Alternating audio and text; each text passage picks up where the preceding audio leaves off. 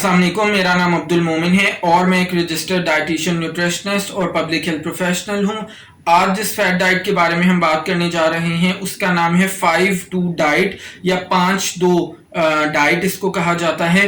और बेसिकली जैसे कि कल हमने बात की थी इंटरमिटेंट फास्टिंग की, ये वाली जो डाइट है इंटरमिटेंट फास्टिंग की ही एक किस्म आप कह सकते हैं।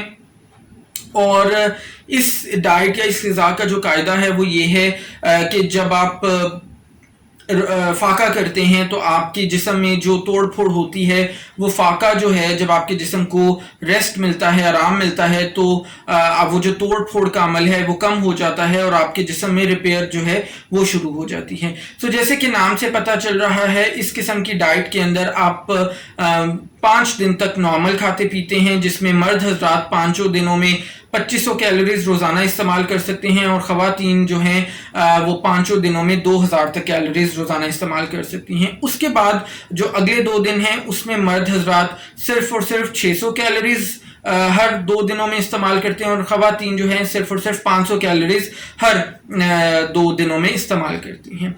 और इसी तरह से इसकी एक वेरिएशन के तौर पे उन 2 दिनों में आप मुकम्मल तौर पर फाका भी कर सकते हैं। और वो जो 2 दिन हैं उसके अंदर ये कहा जाता है कि वो 2 दिन आइडियली आपके मुसलसल नहीं होने चाहिए।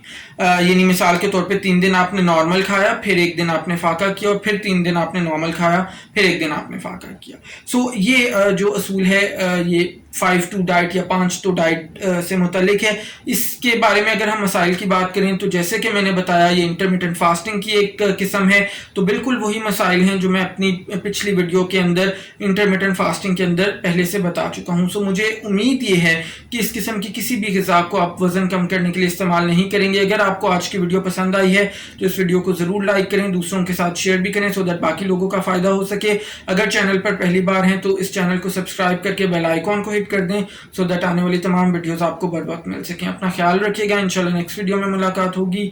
अल्लाह हाफ़िज़।